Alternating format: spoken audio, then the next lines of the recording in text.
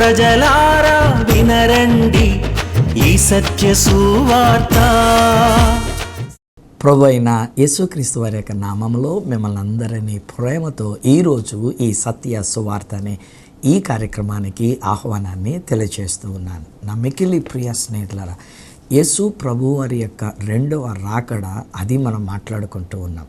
గడిచినటువంటి దినాల్లో మనం యేసు వైపు చూస్తూ ఉన్నట్లయితే గనక ఆయన మన కన్నీళ్లు తుడిచేటువంటి దేవుడు, ఆయన మన యొక్క తుఫానుని అణిచివేసినటువంటి దేవుడు, ఆయన మన యొక్క జీవితంలో ప్రతి విషయంలో అద్భుతమైనటువంటి యొక్క కార్యములను చేసి తన యొక్క రాజ్యానికి మనల్ని తీసుకుని వెళుతున్న దేవుడు అని నేను మీతో పంచుకుంటాం అనేటువంటిది జరిగి ఉన్నది. అయితే ఈరోజు నేను మాట్లాడుతున్నప్పుడు కూడా నేను ఏమంటానంటే, ఏమో ఒకవేళ నేను ఎందుకనంటే కొంచెం అడ్వాన్స్గా ఉండాలని చెప్పేసి అని నేను హైదరాబాద్కి రావటం, ఒకవేళ ఎప్పుడు వీళ్ళుంటే అప్పుడు నేను హైదరాబాద్కి వచ్చి నేను ఇక్కడ నేను యొక్క రికార్డింగ్స్ నేను చేస్తూ ఉన్నాను, మెసేజెస్ ఇచ్చేసి నేను వెళ్తూ ఉన్నాను. ఒకవేళ నేను మెసేజ్ రికార్డింగ్ ఇచ్చిన తేదీకి ఇది టెలికాస్ట్ అయ్యేటువంటి ఒక తేదీకి మధ్యలో యేసు ప్రభు వచ్చేస్తే ఐ డోంట్ నో. ఒకవేళ ఎవరైనా ఇక్కడ మా ఆరాధన ఆఫీస్లో కూడా ఎవరైనా మిగులుంటే వాళ్ళు దాన్ని టెలికాస్ట్ చేయడానికి ఇస్తారు. ఒకవేళ మా ఆరాధన స్టాఫ్ ఉన్నవాళ్ళు అందరం కూడా ఒకవేళ కనుక ప్రభుని రాకడలో మేము కొనిపోబడడం జరిగితే ఇది అలాగే ఉండిపోద్ది. ఒకవేళ ఎవరైనా వేరే వాళ్ళని పెట్టుకొని వాళ్ళు ఏమైనా ఉన్నారు కనుక వాళ్ళు టెలికాస్ట్ చేసుకుంటారని చెప్పేసి అనేటువంటి రీతిగా వేరే వాళ్ళు ఎవరైనా ఉండుంటే మీరు ఒకవేళ చూస్తూ ఉంటుంటే ఇప్పటికి ఒకవేళ కనుక మన ప్రభుని రాకడ జరిగిపోతే అడునన్నో నేను ఇంక దానికి నేనేం చెప్పలేను. కానీ ఒకవేళ రాకడ ఇంకా జరిగి ఉండి ఉండకపోతే మీరు నేను మనం అందరం కూడా ఈ కార్యక్రమాన్ని మనం తిలకిస్తూ ఉన్నట్లయితే మరి ఒక అంశం ఆ యేసు ప్రభు వారి యొక్క రెండవ రాకడను గురించినటువంటి ఒక విషయాన్ని ఈరోజు నేను మీతో పంచుకోవాలని మీ ముందుకు నేను వచ్చినాను. బై ద వే ఫ్రెండ్స్, మే నెలలోకి వచ్చేసాము. ఎండలు చాలా తీక్షణంగా ఉంటూ ఉన్నాయి. ఉభయ తెలుగు రాష్ట్రాల్లో కూడా భయంకరమైనటువంటి ఎండలు ఉంటూ ఉన్నాయి. జాగ్రత్త. మీరు కూడా ఈ ఎండలకి మనం తట్టుకోలేకపోతున్నాం. నేనంటాను ఒకవేళ విడువబడితే ఉండేటువంటి ఒక అగ్నిగుండాన్ని అసలుకే తట్టుకోలేము. సో ఎప్పుడు జాగ్రత్తగా మీరుండండి, ఎండకి మీరు ఎక్స్పోజ్ అవ్వకండి. వీలైనంత మటుకు ఇంటి పట్టే ఉండండి. ఒకవేళ ప్రయాణాలు చేయవలసి వస్తే బాగా సాయంకాలం అయిన తర్వాతనో లేక మరీ తెల్లవారుజామునో బయలుదేరి మీరు ప్రయాణాలు చేసుకోవడానికి చూడండి. అంతే తప్ప ఎండ దెబ్బ తినొద్దని క్రీస్తు ప్రేమతో కూడా నేను మీతో పంచుకున్నాను. మీరు మా బ్రదర్ కదా, మీరు మా సిస్టర్ గారు కదా. సో మీ గురించి ఒక బాధ్యతగా నేను చెప్పాలి కదా. ఒకటి, ప్రభు రాకడ కొరకు మనం సిద్ధపడాలి, ప్రభు రాకడ కొరకు మనం జాగ్రత్తగా ఉండాలి. అలాగనే ఈ ఎండలో భయంకరమైన ఎండల్లో కూడా మనం ఉండకుండా మనం జాగ్రత్తగా ఉండాలని నేను మీకు మనవి చేస్తున్నాను. ఒకవేళ ప్రభు చిత్తమైతే నేను ఈ వారంలో మెదక్లో మీటింగ్స్ ఉన్నాయి. ఆ మీటింగ్స్కి రావాలని చెప్పేసి నన్ను పిలిచారు.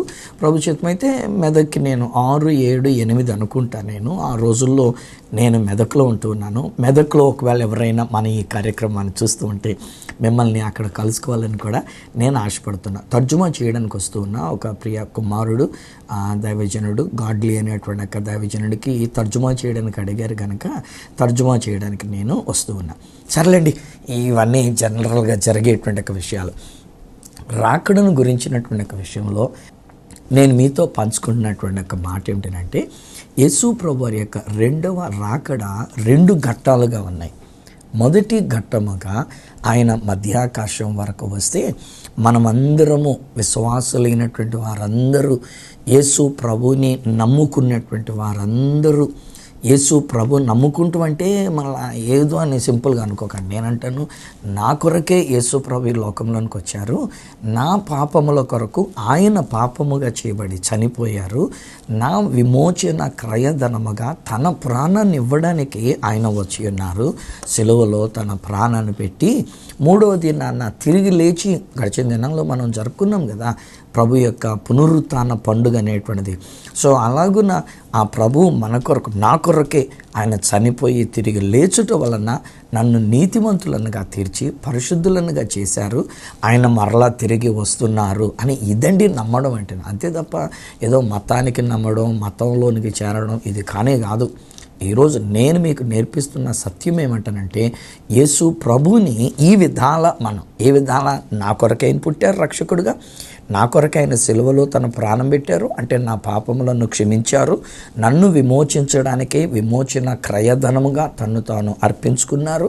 ఆయన తిరిగి లేచుట వలన నన్ను నీతిమంతులనుగా తీర్చారు, పరిశుద్ధులనుగా చేశారు. ఇప్పుడు నేను నమ్ముకున్నందువలన నా కొరకే ఆయన మరలా తిరిగి వస్తున్నారు అనే ఈ విషయాలు ఇవన్నీ కూడా మనం కలిపి నమ్ముకుంటే అదండి మన యొక్క నిరీక్షణ. అది మనకున్నటువంటి ఒక ప్రయోజనకరమైనటువంటి ఒక విషయం. నేను అడుగుతున్నాను, మీరు అలా నమ్మి ఉన్నారా? లేకపోతే మనం నమ్మిక ఎంతసేపు మనమేమనుకుంటామంటే, లేదండి నన్ను బాగోలేదు, నాకు జ్వరంగా ఉంది, నాకు షుగర్ ఉంది, నాకు డబ్బులు లేవు, లేకపోతే నాకు పిల్లలకి సరైన తికాణం లేదు, కనుక నేను ఆయన నమ్ముకున్నా నన్ను స్వస్థపరుస్తాడని, నేను ఆయన నమ్ముకున్నా నా అప్పులన్నీ తీరుస్తాడని, నేను ఆయన్నే నమ్ముకున్నానండి మా పిల్లల బాగోగులన్నీ కూడా చక్కగా చూసాను. నేనంటాను అది కాదండి నమ్మకం అంటేను. ఆయన మీ రక్షణ కొరకు సిలువలో తన ప్రాణం పెట్టి చనిపోయి తిరిగి లేచారని నమ్మటం, ఇది మనకు జరగాలి. సో అప్పుడు ఆయన అలాగున తిరిగి మరల వస్తూ ఉన్నప్పుడు ఆయన రెండవసారి భూమి మీదకి రావటము కొరకైన ప్రవచనాలన్నీ నెరవేరిపోయినవి అని నేను చెప్తూ ఉంటుండగా, ఒకవేళ ఎప్పటికింకా ఆయన రాకడనేటువంటిది జరిగి ఉండలేదు అనే విషయం ఒకవేళ వాస్తవమై ఉంటే నేను అంటాను, ఇక మీద ఇప్పటికైనా ఆలస్యం లేదండి, ఆయన ఖచ్చితంగా వచ్చేస్తున్నారండి. అన్నీ జరిపోయినాయండి. మహా అయితే ఇంకా యెరూషలేములో జరగవలసినవి ఏమైనా వాటి కొరకు కనిపెడుతున్నామండి. ఎప్పుడు జరుగుతుందో తెలియదండి. ఎప్పుడు ఆ యొక్క టెంపుల్ కట్టుకుంటారో, వాళ్ళు అక్కడ యెహోవా దేవుని కొరకైన టెంపుల్ కట్టుకుంటారో తెలియదండి. ఎప్పుడు అక్కడ ఒక వ్యక్తిని వాళ్ళకి సపోర్ట్ చేసినటువంటి ఒక వ్యక్తిని తీసుకెళ్ళి ఈయనే మా మెస్సయ్య అని లోకానికి ప్రకటిస్తారో అది నాకు తెలియదండి బాబు. అది జరిగిపోతుంది, తొందరగా జరిగిపోతుంది. అది జరిగిన ఆ రెప్పపాటులో మనమందరం కూడా మార్పు చెంది ఆ ప్రభువు దగ్గరికి మనం వెళ్ళాలి. 2 వచనాల ఆధారంగా తీసుకుంటూ నేను ఈ మాటలు మీతో పంచుకుంటున్నాను. 1 తెస్సలోనికీయులకు రాసిన మొదటి పత్రిక 4వ అధ్యాయము 13వ వచనం నుండి 17 లేక ఈవెన్ 18వ వచనం చివరిగా ఉన్నటువంటి ఒక వచనం. ఆ వచనాలలో పౌలు భక్తుడు వ్రాసినటువంటి ఒక మాటల్ని ఈ సమయమందు నేను మీకు జ్ఞాపకం చేస్తున్నాను. అందులో పౌలు భక్తుడు చెప్తున్నటువంటి ఒక సందర్భం ఏమిటనంటే, యేసు ప్రభుని నమ్ముకున్న విశ్వాస బృందంలో ఒకరు ఆలోగా చనిపోయారు. ఎవరో చనిపోయారు. అప్పుడు ఉన్న సహోదరులందరూ ఆ చనిపోయిన వానిని గురించి ఏడుస్తూ ఉన్నారు. అందుకు పౌలు భక్తుడు అంటారే, నాయనా సహోదరులారా, నిరీక్షణ లేని ఇతరుల వలె మీరు దుఃఖపడకుండా నిమిత్తము నిద్రించుచున్నవాడు, అనగా చనిపోయినటువంటి వాళ్ళని ఈవెన్ అపోస్తలులు కూడా ఏమన్నారంటే నిద్రించిన వారు అని చెప్పారు వాళ్ళు కూడా. సో నిద్రించిన వారిని గురించి మీకు తెలియకుండా మాకు ఇష్టం లేదు అని చెప్పి ఆ కాంటెక్స్ట్లో పౌలు భక్తుడు వ్రాస్తున్నటువంటి ఒక మాట. ప్రభువారు వస్తూ ఉన్నప్పుడు దేవుడు ఆయనతో కూడా చనిపోయిన వారి ఆత్మలను వెంటబెట్టుకొని వచ్చి, అంటే ఎందుకు ఆయనతో కూడా మళ్ళీ ఆ విషయానికి వచ్చినట్లయితే కొరింథీయులకు రాసిన 2వ పత్రిక 5వ అధ్యాయంలో పౌలు భక్తుడు మాట్లాడుతూ ఏమంటారనంటే, ఈ దేహములో ఉన్నంత వరకు మనం దేవునికి దూరముగా ఉన్నామనియు, ఏ విధము చేతనే ఈ దేహంలో ఉన్న దేవుని విడిచిపెట్టినా దేవునికి ఇష్టలముగా ఉండాలని కోరుకుంటూ నా ఆత్మ ఈ దేహాన్ని విడిచిపెట్టినప్పుడు నేను ఆ ప్రభువు నొద్ద నుండుటకు ఇష్టపడుతున్నాను అని పౌలు భక్తుడు అంటారు. అంటే అంతకు ముందు ఏమైంది, యేసు ప్రభువారు సిలువలో తన ప్రాణం పెట్టేటంత వరకు పరదైసు అనే పరిశుద్ధులు నీతిమంతులుగా తీర్చబడినటువంటి వారి యొక్క స్థానము ఈ భూగర్భము లోపల ఉండినటువంటిది. అక్కడికి వెళ్ళేవారు. అందుకనే ప్రభువారు కూడా ఆయన సిలువలో వేలాడుతున్నప్పుడు ప్రక్కన దొంగతో మాట్లాడితే ఏమన్నారు, ఆయన నేడే నీవు నాతో పాటుగా పరదేశులో ఉంటావు, నేను కూడా వెళ్తున్నా పరదేశ్కి, నీవు కూడా నాతో పాటు పరదేశంలోనికి వస్తావు అని చెప్పారు. కానీ ఎఫెసీ పత్రిక 4వ అధ్యాయము 8వ వచనం ఆధారంగా గనక మనం చూసినట్లయితే, ఆయన ఆరోహణమైనప్పుడు చెరను, అలాగే భూగర్భము లోపలుండిన చెర లాంటి ఆ పరదైసినటువంటి స్థలము, నిద్రాస్థితిలో ఆత్మలు ఉండేటువంటి స్థలాన్ని చెరగానే పట్టుకొని వెళ్ళిపోయారు అని మనకి ఎఫెసీ పత్రిక 4వ అధ్యాయం 8వ వచనంలో చెప్పబడినటువంటి మాట. అందుచేత పౌలు భక్తుడు ఏమన్నాడంటే, నేను ఇప్పుడు ఈ దేహాన్ని విడిచిపెడితే ప్రభు దగ్గర ఉన్న పరదేశాలు అక్కడికి వెళ్తాను. ఇప్పుడు ప్రభు దగ్గర ఉన్నటువంటి ఒక పరదేశంలో ఉన్న ఆత్మల ఆదాము గారు మొదలుకొని ఆ ప్రభుని రాకడ జరిగేటంత వరకు ఎవరైతే ప్రభువునందు విశ్వాసముంచి యేసు రక్తములో కడగబడినటువంటి వారై నీతిమంతులుగా తీర్చబడిన వారై ఉంటారో ఆ ఆత్మలను ఆయన వెంట పెట్టుకొని వచ్చినప్పుడు పౌలు భక్తుడు అక్కడ తెస్సలోనికీయులకు రాసిన మొదటి పత్రిక 4వ అధ్యాయంలో 13వ వచనం నుండి 17వ వచనం వరకు ఉన్న మాటలో చెప్తున్నటువంటి ఒక విషయాలు ఏంటంటే ఆ ఆత్మలను వెంట పెట్టుకొని వచ్చినప్పుడు ఎవరైతే క్రీస్తునందుండి నిద్రించిన వారై ఉన్నారో వారు మొదట లేతురు. మళ్ళీ అలాగే చెప్పి 2 బ్యాచ్లు కాదండి, జాగ్రత్తగా అర్థం చేసుకోవాలి. మొదట లేతురు అన్న మాట అక్కడున్న కాంటెక్స్ట్ని బట్టి, సందర్భాన్ని బట్టి పౌలు భక్తుడు వ్రాసినటువంటి లేక పరిశుద్ధాత్ముడు పౌలు గారి ద్వారా వ్రాయించినటువంటి ఒక విషయం. ఎందుకనంటే వాళ్ళ ఏడుపు ఏమిటనంటే వీడు చచ్చిపోయాడు, యేసు ప్రభు వస్తే మేఘం మీద వస్తాడు కదా, ఆయన వచ్చినప్పుడు వీడు చచ్చినోడికి ఎలా తెలుస్తుంది అని వస్తున్నారని, ఇప్పుడు వీడికి తెలియదు కనుక ఆయన వచ్చిన సంగతి వీడికి తెలియదే అని అందుకు ఏడుస్తూ ఉన్నారు వాళ్ళు, నిరీక్షణ లేని ఇతరులకు వలె. మనకు నిరీక్షణ ఉంది. ప్రభు వచ్చినప్పుడు ఆ ఆత్మలను వెంట పెట్టుకొని వచ్చినప్పుడు ఎక్కడ ఆ వ్యక్తి యొక్క శరీరాన్ని మట్టికి మట్టిగా, దుమ్ముకు దుమ్ముగా, బూడిదకు బూడిదగా అని దైవజనులమైన మేము 3 సార్లు ఆ మాట చెప్తూ 3 సార్లు మట్టేసి కప్పెట్టేస్తాము చూడండి. సో అక్కడ ఆ దేహము మట్టికి మట్టి అయిపోయింది కనుక ఆ మట్టి దేహములోనికి ఈ ఆత్మ వెళ్ళి ఆ మట్టి ఈ ఆత్మ కలిసి మహిమ దేహముగా వారు మొదట లేస్తారు అని పాల్గొంది. ఎలా చెప్పగలరు మీరు అన్నని అడగచ్చు మీరు. ఏమంటే మన ప్రభు అయిన యేసుక్రీస్తు వారే మనకు మాదిరి. యేసుక్రీస్తు ప్రభువారు అనగా కన్య మరియ గర్భంలో నుంచి వచ్చినటువంటి ఒక దేహాన్ని కలిగిన యేసు అనేటువంటి ఒక దేవుని కుమారుడు సిలువ వేయబడినప్పుడు ఆయన దేహాన్ని తీసుకుని వచ్చి సమాధిలో పెట్టారు.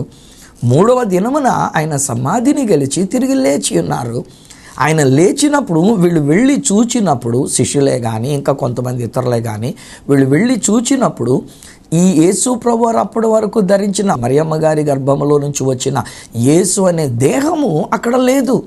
అంటే ఇప్పుడు దేవుని యొక్క ప్రణాళిక ఏంటంటే ఈ దేహము మనం విడిచినటువంటి ఆత్మ ప్రభుతో పాటు తీసుకొని వచ్చినప్పుడు కలిసి ఆ ఆత్మ ఈ మట్టి దేహం మట్టికి మట్టి అయిపోయిన చోట ఆ మట్టిలో కలిస్తే అప్పుడు వాళ్ళు మహిమ దేహులుగా వారు తిరిగి లేస్తూ ఉన్నటువంటిది. హల్లెలూయా.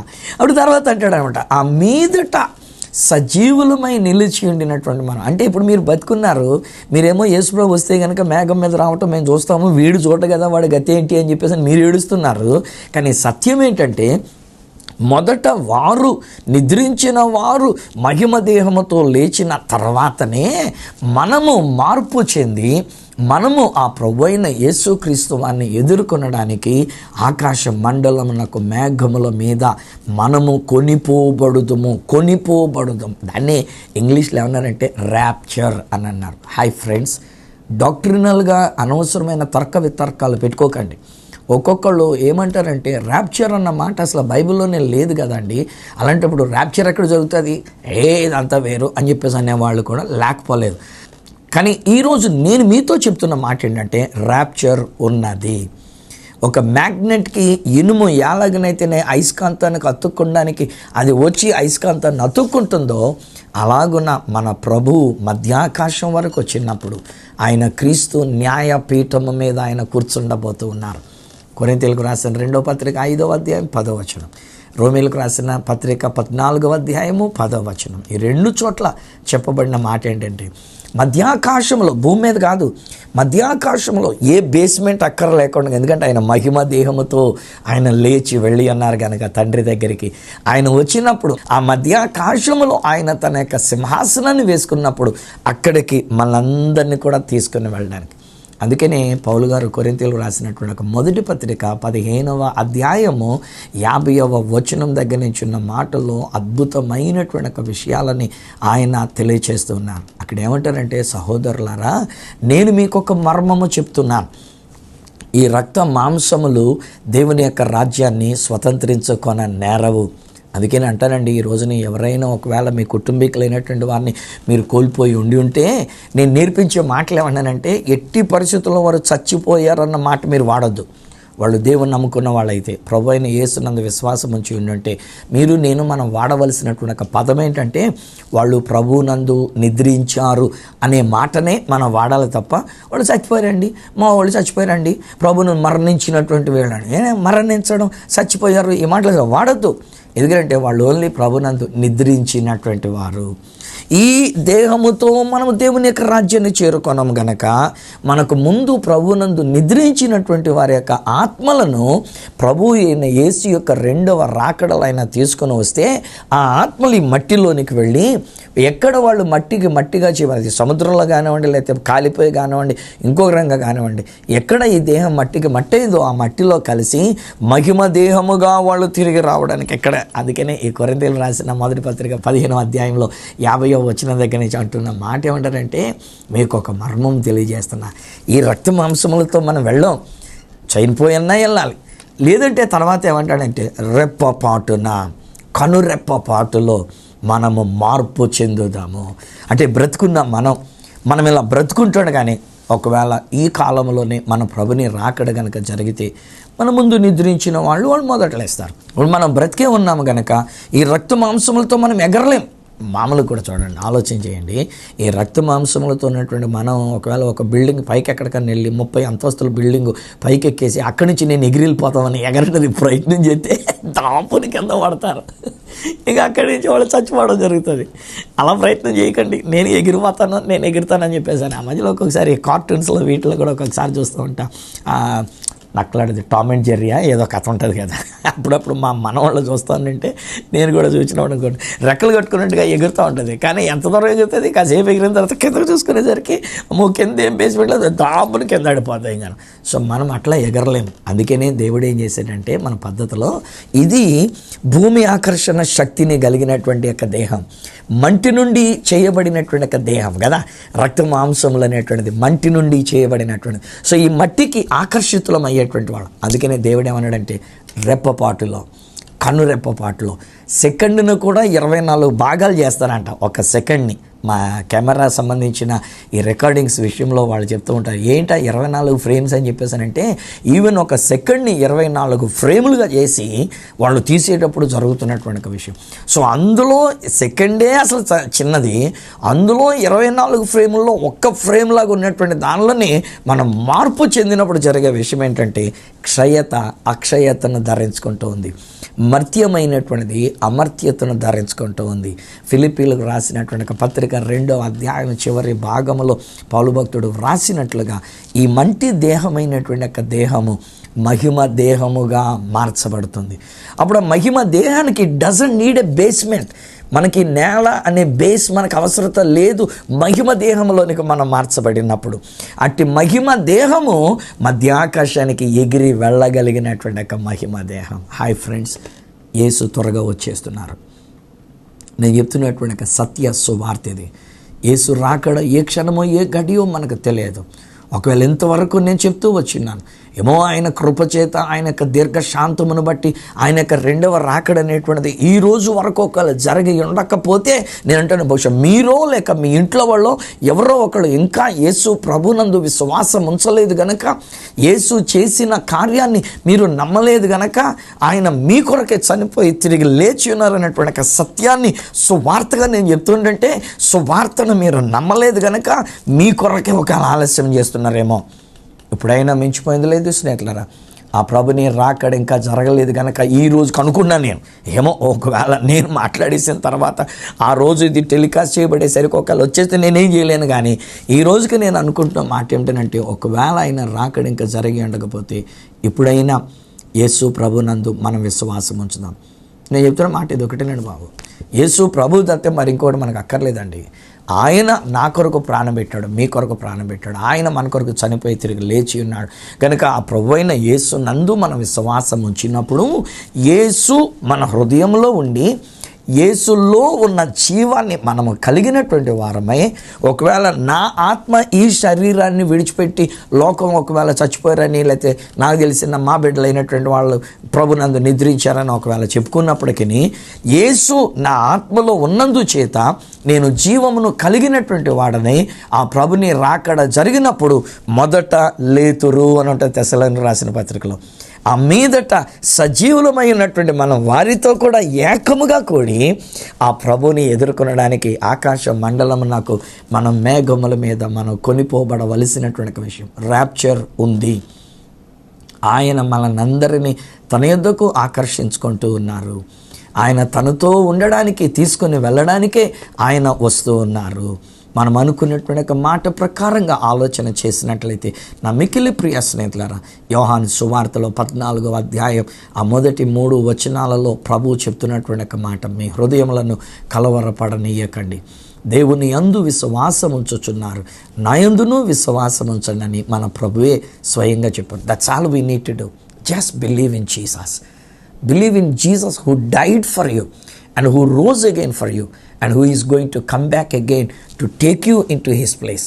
నిన్ను నన్ను మనల్ని తన యొద్దకు తీసుకుని వెళ్ళడానికి. అందుకే అక్కడ అంటారు, నా తండ్రి ఎంట అనేకమైన నివాసములు కలవు, లేని ఎడల నేను మీతో చెప్పుదును కదా, నేను వెళ్ళి మీ కొరకు స్థలం సిద్ధపరచడానికి వెళుతున్నా, నేను వెళ్ళి స్థలం సిద్ధపరచిన ఎడల నేనుండు స్థలములో మీరును ఉండులాగున మరలా వచ్చి నా యొద్ద నుండుటకు మిమ్మల్ని తీసుకొని వెళతాను అని నా ప్రభు చెప్పిన మాట జరగబోతుందండి.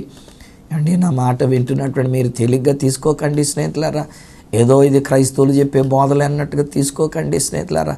ఈవెన్ క్రైస్తవులు అయినటువంటి వారిని కూడా నేను చేతులు జోడించి బ్రతిమలాడి నేను అడుగుతున్నా. చాలామంది క్రైస్తవులమైనటువంటి ఒక మన యొక్క విశ్వాసం ఎంత మటుకంటే ఈ లోకంలో నేను బాగుంటే నాకు అంతే చాలు. పాస్టర్ గారు అవన్నీ మేము వినలేం కానీ మా కోసం ప్రాణం చేసేయండి. నేను ఇప్పుడు కూడా ఫోన్లు చేస్తూ ఉంటారు మాకు. ఇప్పుడు నేను ఇలా మాట్లాడుతుంటే ఫోన్ వస్తూ ఉంటుంది ఒక్కొక్కసారి నాకు. సో నేను అప్పుడు చెప్తుంటాను, రే నాయనా, ఈ లోకంలో మీకు స్వస్థత నథింగ్ రా బాబు, నా దేవుడు చేయగలరు. ఈ లోకంలో మీ అప్పులు తీర్చడం మనకి దేవుడు చేయగలరు. మొదటగా అసలు అప్పు అయితే చేయొద్దంటారు. అయినా మన యొక్క అవివేకంతో ఒకవేళ మనం అప్పులు చేస్తే అప్పులు తీర్చడం పెద్ద గొప్ప సంగతి కాదు. కానీ వీటన్నిటికంటే మించిన గొప్ప సంగతి ఏంటంటే ఆయన రాజ్యంలోనికి మనం వెళ్ళడం. హాయ్ ఫ్రెండ్స్, ఒకవేళ ఈరోజు ప్రభుని 2వ రాకడ జరిగితే మనకు తెలియదు ఏ క్షణం ఏ గడి, ఇది మాత్రం అస్సలు మనకు తెలియదు. ఏ క్షణం వస్తారో ఏంటో, ఏ దినమున వస్తారో ఏంటో మనకు తెలియదు. ప్రభువే చెప్పారు స్వయంగా. మనిషి కుమారుడు కూడా తెలియదు, తండ్రికి మాత్రమే తెలుసు ఏ క్షణమందు ఆయన మధ్యాకాశానికి వస్తారో అనేటువంటి ఒక విషయం ఆయన తండ్రికి మాత్రమే తెలుసు. ఒకవేళ ఏమో ఈరోజు వస్తే, ఒకవేళ ఈ వారంలో వస్తే, నా ఆశ ఏమిటంటే నా భారతీయులందరం కూడా మోక్షంలోనికి మనం వెళ్ళాలి. ఆ ప్రభు సిద్ధపరిచిన రాజ్యంలోనికి మనం వెళ్ళాలి. ఆయన సిద్ధపరిచిన తండ్రి ఇంటికి మనం వెళ్ళాలి. అది నేను కోరుకుంటూ ఉన్నా. మీ విషయంలో నేను భారముతో నేను పంచుకుంటాను. సో సింపుల్ అండి. యేసునందు విశ్వాసం ఉంచండి. యేసు ప్రభు చేసిన కార్యముల యందు విశ్వాసం ఉంచండి. నేను ప్రకటిస్తున్న ఈ సత్యమైన సువార్తని, ఇది సత్యం. వాస్తవముల గురించి నేను మాట్లాడటంలే, సత్యాన్ని గురించి నేను మాట్లాడుతున్నా. ఆయన వచ్చేస్తున్నారు. ఆయన రాకడ జరిగినప్పుడు మనమందరం కూడా ఆయనతో ఉండడానికి, ఆ మధ్యాకాశానికి మనం వెళ్ళాలి అనేటువంటి ఒక విషయాన్ని నా మనసులో నేను ఎరిగి, ఆయన వచ్చేస్తున్న విషయాన్ని కూడా ఎరిగి, ఇప్పటికే రాకడ సూచనలన్నీ కూడా జరిగిపోయినవి అని ఎరిగి, ఈరోజు నేను మిమ్మల్ని బ్రతిమలాడుతూ ఈ సత్య సువార్త చెప్తున్నా. యేసుని నమ్మండి. ఆయన వచ్చినప్పుడు మనం మార్పు చెందినటువంటి వారమై, మహిమ దేహములతో మనం మార్పు చెందినటువంటి వారమై, మహిమ దేహములోనికి మనం ఆ రాజ్యములోనికి ఆయన సిద్ధపరిచిన అక్కడికి మనం వెళ్ళేటువంటి వారముగా మనం సిద్ధపడి ఉండాలని ప్రభువు పేరట నేను మీకు మనవి చేస్తున్నాను. ఎవరింకా యేసు ప్రభు యందు నమ్మిక ఉంచలేదో, మరి ముఖ్యంగా నా మిక్కిలి ప్రియ సోదర సోదరులైనటువంటి క్రైస్తవ సమాజం ఇంత ఎరిగియుండి కూడా, ఇంత తెలిసి ఉండి కూడా, రాకడ సూచనలు జరుగుతూ ఉండట మనం ఎరిగియుండి కూడా, గతంలో కొంతకాలం క్రితం భయంకరమైన భూకంపము మ్యాన్మార్లో జరిగినప్పుడు ఎంత హాహాకారాలు, ప్రపంచ దేశాలు, ఐక్యరాజ్య సమితి వాళ్ళు అక్కడికి సపోర్ట్ చేస్తేనే తప్ప వాళ్ళు బ్రతకడానికి తెకాలం లేకుండా ఉండినటువంటి పరిస్థితులు. ఎక్కడికక్కడే ప్రవచనాలు జరిగిపోతూ ఉన్నాయి. మన ప్రభుని రాకడ సమీపించిన కడవరి క్షణాల్లో మనం ఉండి ఉన్నామని తెలుసుకొని, ఆయన రాకడలో మనం ఎత్తబడితే వెల్ అండ్ గుడ్. కానీ నేనేమంటానంటే, ఒకవేళ ఎత్తబడలేకపోతే ఇద్దరిని జ్ఞాపకం చేస్తున్నా. ఒకరు కయ్యను గురించినటువంటి ఒక విషయం, యాషావును గురించిన విషయం. యాషావు తర్వాత ఆశీర్వాదము పొందగోరి ఏడ్చాడు కానీ ప్రయోజనం లేదు. నోవా కాలంలో అప్పుడున్నటువంటి ప్రజలు తలుపు వేయబడిన తర్వాత లబోదీబోం అని అరిచారు కానీ ఆ తర్వాత వాళ్ళకి ప్రయోజనం లేదు. జలప్రళయంలో కొట్టుకొని పోయారు. కనుక ఈరోజు నేను కోరుతున్నది, నా భారతీయులు ఎవ్వరూ కూడా, నా తెలుగు భాష మాట్లాడే నా సోదర సోదరులు ఎవ్వరూ కూడా ఆయన రాకడ ఆకస్మికముగా జరిగినప్పుడు విడువబడటం మనకు ఉండకూడదు. మనమందరము ఆయన సిద్ధపరిచిన రాజ్యానికి కొనిపోబడుట, ర్యాప్చర్, ఎత్తబడుట, ఇది మనకుండును గాక. పరమ తండ్రి మీకు వందనాలు. మీ ప్రియ కుమారుడైన యేసుక్రీస్తు వారి యొక్క నామములో నేను ప్రార్థన చేస్తూ ఉన్నాను. యేసుక్రీస్తు ప్రభువారు 2000 సంవత్సరాల క్రితమే మా కొరకు ఈ లోకంలోనికి వచ్చి మా పాపముల కొరకు ఆయన పాపమై, మా యొక్క శాపము నిమిత్తము ఆయన శాపమై, మమ్మల్ని విమోచించడానికిని, మా యొక్క పాపముల నుండి మమ్మల్ని రక్షించడానికిని తన యొక్క రక్తమంతా ఆయన కార్చి ఉన్నారు. తన ప్రాణాన్ని విమోచన క్రయధనముగా ఇచ్చి ఉన్నారు. తత్ఫలితం మా పాపములు క్షమించబడి ఉన్నవి. తత్ఫలితం మేము అపవాది చేతుల్లో నుంచి విమోచింపబడి ఉన్నాము అని యేసుని గురించి మేము నమ్మాలి. అదే నేను నీ వాక్యం చెప్తున్న మాట ఏంటంటే, అంత సింపుల్ నాయన. నీ రాజ్యానికి మేము రావాలంటే, నీ మోక్షంలోనికి మేము రావాలంటే సత్యమైన ఈ సువార్తని మేము ఎప్పుడైతే విశ్వాసిస్తామో, నమ్ము ప్రతి వానికి, యూదుడే కానీ గ్రీసు దేశస్థుడే కానీ ఎవరమై ఉన్నప్పటికైనా సరే రక్షణ కలుగ చేయుటకు సువార్త ఇది దేవుని శక్తి అయి ఉన్నదని మీ వాక్యమే చెప్తూ ఉంది.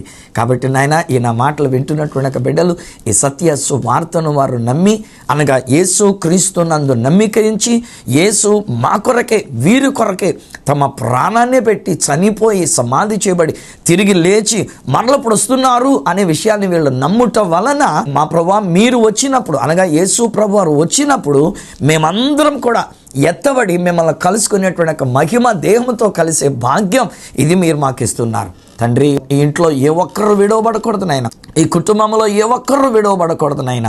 మేమందరం, మా తెలుగు ప్రజలందరం కూడా నాయన, నా భారతీయులందరం కూడా నాయన, మీ మోక్షములోనికి మేము రావాలి, మీ రాజ్యములోనికి మేము రావాలి. అట్టి కృప వీరికి మీరు ఇచ్చినందుకును, విన్న ఈ సత్య సువార్తను వారు నమ్మినందు చేత వారికి మోక్ష భాగ్యాన్ని మీరు కలుగు చేస్తున్నందు చేతను, మీరు అక్కడ జరిగినప్పుడు మేము ఎత్తబడినట్లుగా మహిమ దేహంతో మీ దగ్గరికి వచ్చినట్లుగా అట్టి కృప మాకు ఇచ్చినందుకు మీకు స్తోత్రాలు చెల్లించుకుంటూ యేసు నామమున ప్రార్థించి పొంది ఉన్నాము తండ్రి. ఆమేన్. తండ్రి, కుమార, పరిశుద్ధాత్మలను దేవదేవుని దీవెన ఆశీర్వాదములు ఆయన బిడలముగా ఈ సత్య సువార్తను ఆలకించి విశ్వసించిన మనందరికీ తోడయండి. మన కుటుంబం అంతా కలిసి ప్రభు 2వ రాకడలో మధ్యాకాశానికి మనం ఎత్తబడినట్లు సహాయం చేసి నడిపించును గాక. Amen, amen, amen. వెల్ స్నేహితులారా, ప్రభు ఏ క్షణమో ఏ గడియనండి బాబు త్వరగా వచ్చేస్తున్నారండి. ఆయన వచ్చినప్పుడు మనమందరం కూడా అక్కడ కలుసుకున్నప్పుడు హాయ్ హాయ్ అని చెప్పేసి మనం కూడా ఒకరినొకరు మనం పలకరించుకుందాం, ఆ ప్రభులో మనం ఆనందించే వారం ఉందాం. అటువంటి భాగ్యం దేవుడు మీకు ఇచ్చి ఉన్నారు అనే సువార్త నేను ప్రకటించాను కనుక ఈ విషయంలో మేలు పొందుకున్నటువంటి మీరు ఒక్క మాట మీకు కలిగినటువంటి మేలు, పాస్టర్ గారు మేము చక్కని వర్తమానం విన్నాం పాస్టర్ గారు, ఆ రాజ్యం కొరకు మేము కనిపెట్టుకుంటున్నాం పాస్టర్ గారు, ఒక్క మాట నాతో పంచుకుంటే నేను మీతో కలిసి ఆ ప్రభుని స్తుతిస్తూ ఆయన రాకడ కొరకు ఎదురు చూస్తూ ఉంటాను. మా అడ్రస్ ఈ సత్య సువార్త, సామర్లకోట 533440 కాకినాడ జిల్లా, ఆంధ్రప్రదేశ్. అడ్రస్ మరొకసారి చెప్తూ ఉన్నా, ఈ సత్య సువార్త, సామర్లకోట 533440 కాకినాడ డిస్ట్రిక్ట్, ఆంధ్రప్రదేశ్. అప్పుడు ఒకవేళ మాతో మీరు ఫోన్ లేదని మాట్లాడాలని అనుకున్నట్లయితే మా ఫోన్ నెంబర్స్ 9848110907, 9440409922, 8143221122, 8885526766 మరియు 8374444376. ఒకవేళ ఈమెయిల్ ద్వారా మాకు ఏదైనా చెప్పాలని అనుకున్నట్లయితే మా ఈమెయిల్ ఐడి esatyasuvartha@gmail.com.